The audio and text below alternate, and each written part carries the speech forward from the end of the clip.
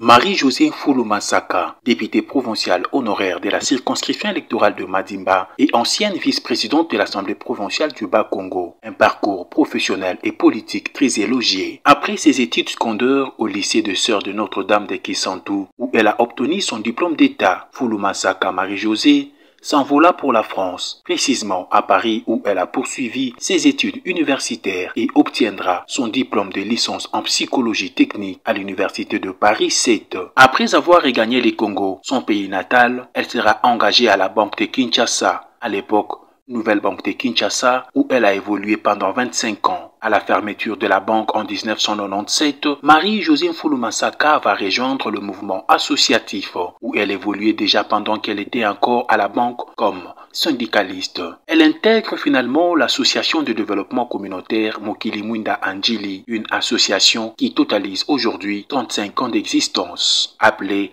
par la chose politique, l'excellence Fulu-Massaka Marie-Josée a été nommée par le président Joseph Kabila, vice-gouverneur de la ville-province de Kinshasa en charge de questions économiques, financières et de développement. Elle a aussi travaillé au PPRD pendant 3 ans comme secrétaire général adjointe chargée de finances. En 2006, elle est élue députée provinciale de la circonscription électorale de Madimba, dans la province du Bas-Congo, aujourd'hui Congo central. Une année après, soit en 2008, elle sera élue par le député provincial, vice-présidente de l'Assemblée provinciale du Bas-Congo. 12 ans au poste du vice-président de l'Assemblée provinciale, l'honorable Marie-Josée Fulu-Massaka parle de l'harmonie, la cohésion provinciale et la volonté des services qui ont caractérisé la première législature de 2006 en 2011 sous le règne du gouverneur Mbachi. Première législature, bien que nous avions eu plusieurs partis politiques,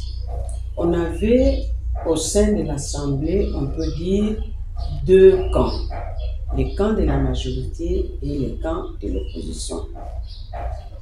Cela a prévalu pour les élections principalement. Mais après les élections, quand nous avons installé les bureaux, les différentes commissions, et que le gouverneur fut élu avec son gouvernement, il n'y avait plus vraiment cette démarcation-là. Pour les questions essentielles, pour l'intérêt de la province, selon les compétences que la Constitution donne au gouvernement, à l'exécutif et les matières pour les provinces, le gouvernement national et le gouvernement provincial, nous avons réellement levé l'option qu'il fallait d'abord privilégier l'intérêt du peuple. C'est-à-dire, il faut, là où l'intérêt de la population prévalait, toutes les voix discordantes de l'opposition ou des majorités ne devaient plus se faire entendre. Nous avons maintenu cet état d'esprit pour pouvoir travailler avec l'exécutif provincial. Comment? Parce que nous nous disions que les 2 institutions travaillaient pour le même peuple. Nous travaillons pour la population. Nous, Assemblée provinciale législative, nous votons, élisons le gouverneur, il forme son cabinet, son gouvernement, mais les matières sur lesquelles il travaille sont bien définies. Et nous aussi, nos compétences sont bien définies. Les 2 institutions avaient l'autonomie de gestion. L'Assemblée provinciale recevait ses moyens des gouvernements centraux, notamment les émoluments des députés et les frais de fonctionnement. Et nous donnions au gouverneur, ces fonds-là étaient gérés directement par nous. Bien que ça passait par les services comptables de l'exécutif provincial, mais il mettait ça tout de suite à la disposition de l'Assemblée provinciale. Et nous gérons avec notre question. Ensuite,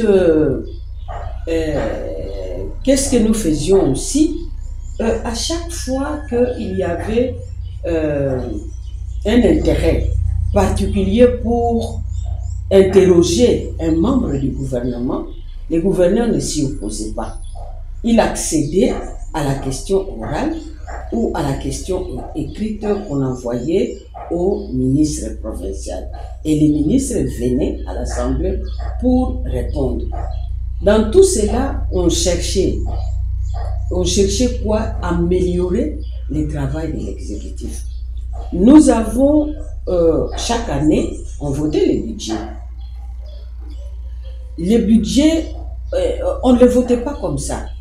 On mettait une commission spéciale qui travaillait sur le budget, qui essayait de vraiment le comprendre et de corriger, d'y ajouter les préoccupations des députés par rapport à leur circonscription électorale, par rapport aux attentes de la population. On corrigeait et généralement, en tout cas, ça passait sans beaucoup de difficultés. Et ensuite, qu'est-ce qu'on faisait?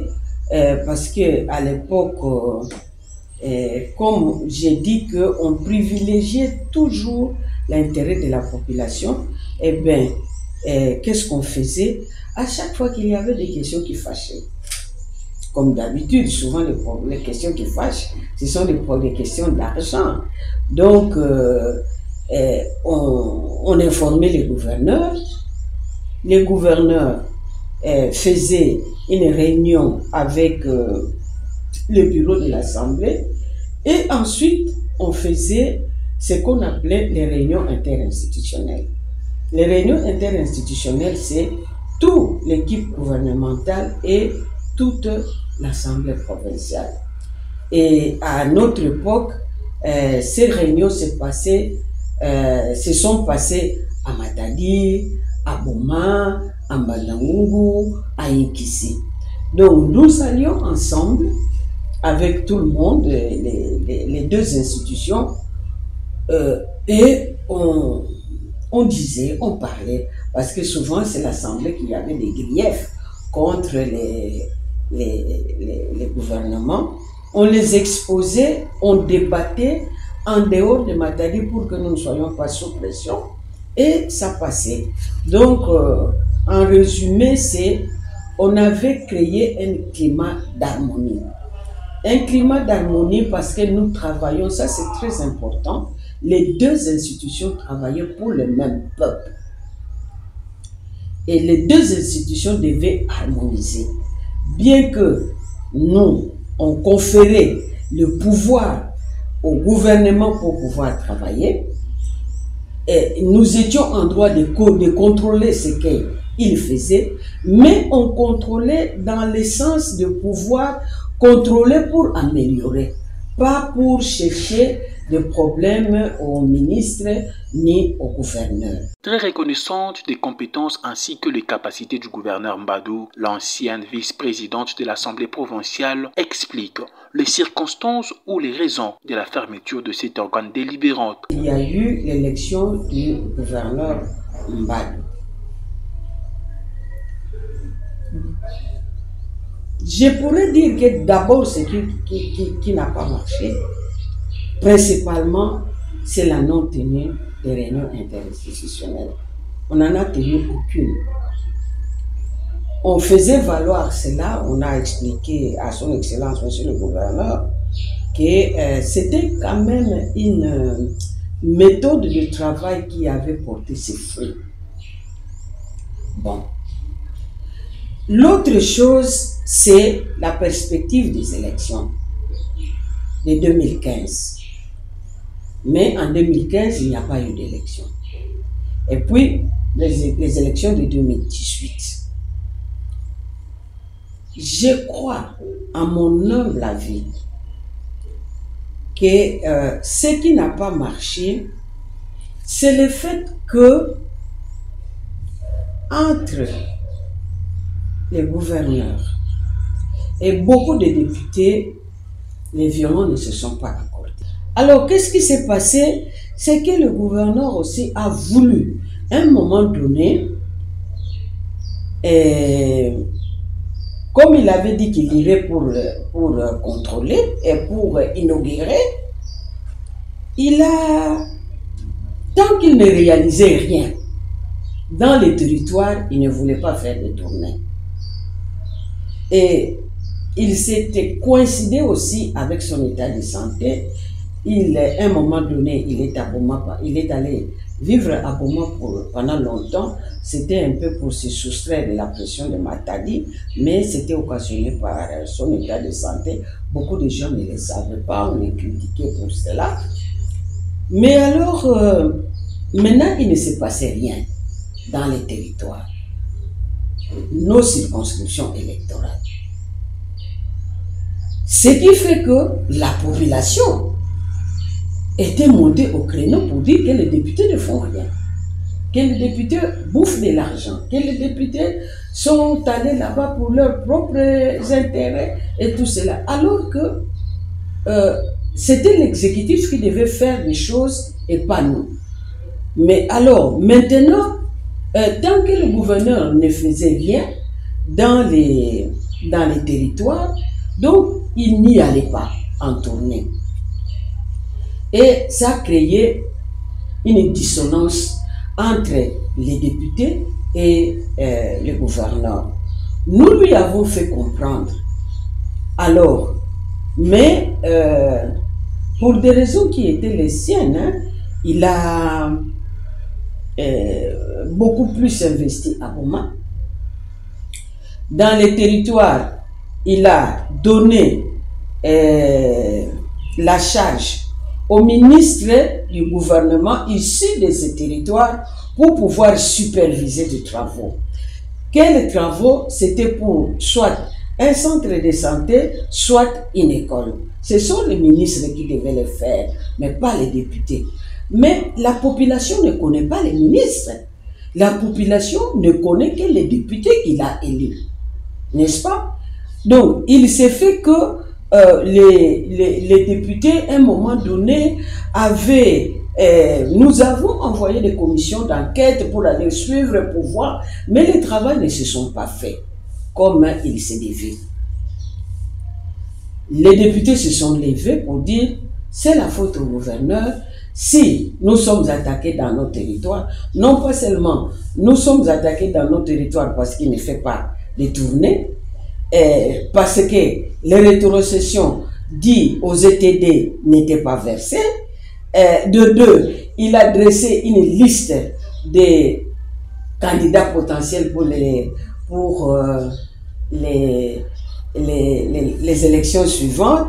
Et puis, les dialogues étaient coupés. Alors, ça a fait déborder les choses. Les députés ont commencé à cogiter, et tout patati, patata. Bon, le moment où on ferme l'Assemblée provinciale, moi, je n'étais pas là. J'étais malade. J'étais resté près de 6 mois à Kinshasa. Et j'ai suivi la fermeture de l'Assemblée provinciale à la télévision, comme tout le monde. Bon, voilà. Donc, j'ai subi. Parlons de la question sur la différence qu'elle peut faire entre la gouvernance de la province de leur époque et celle d'aujourd'hui. La députée honoraire Marie-Josée Fouloumansaka a martelé sur le fait qu'à leur période, les députés provinciaux avaient tous le souci du travail. Ils maîtrisaient scrupuleusement le problème de leur base et une grande majorité avait des compétences accrues, chacun dans son domaine. Elle a également précisé que le mandat de la première législature a jeté des bases solides et si ceux d'aujourd'hui ont trouvé quelque chose, c'est grâce à eux. Elle a en plus insisté sur ce point commun qui les animait tous. La volonté des services, ils ne mettaient pas l'argent comme priorité, c'était d'abord le travail. Nous sommes allés là-bas non pas pour l'argent.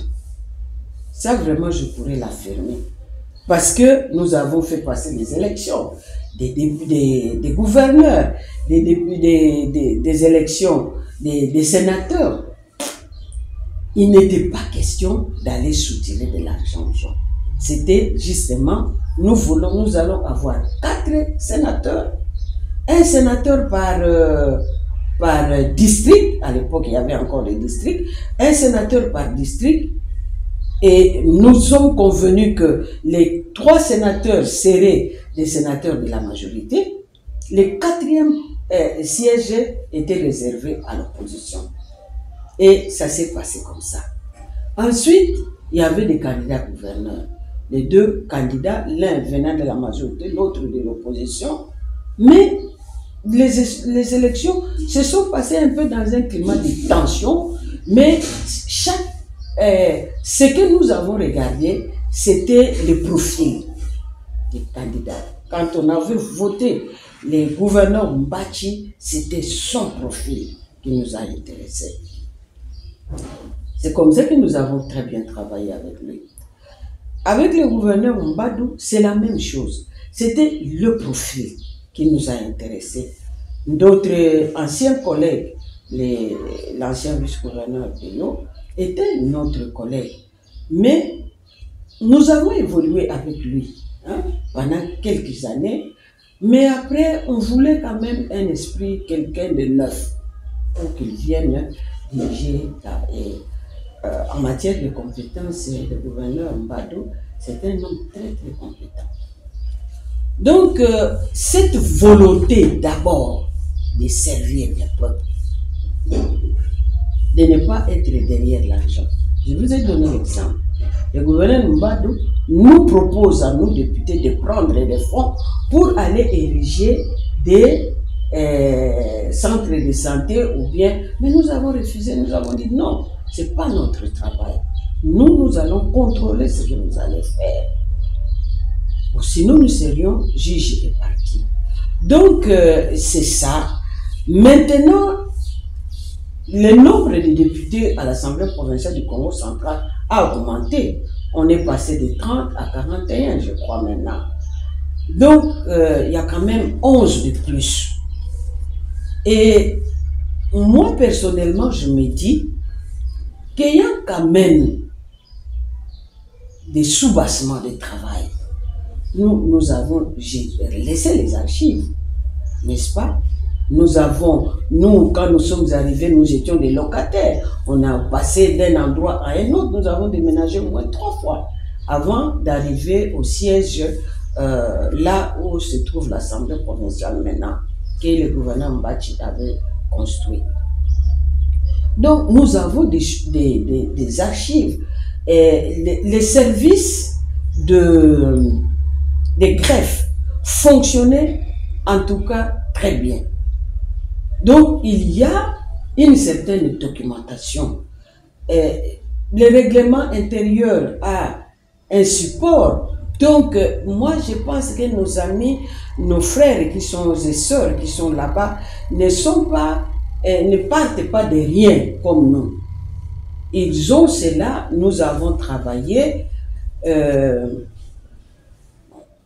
et ils ont quand même, je trouve que ça aurait été, nous on souhaitait que ce soit mieux.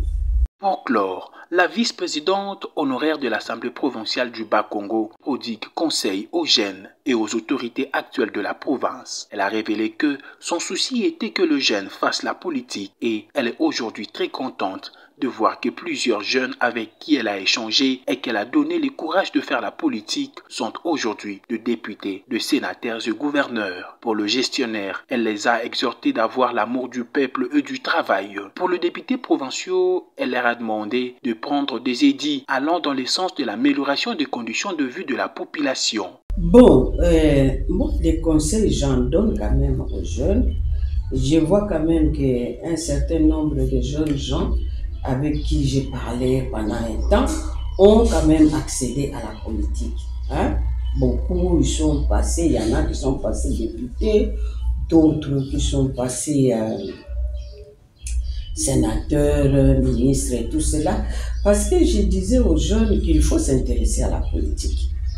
Parce que la politique, on dit beaucoup de mal de la politique, mais la politique n'est pas une mauvaise chose.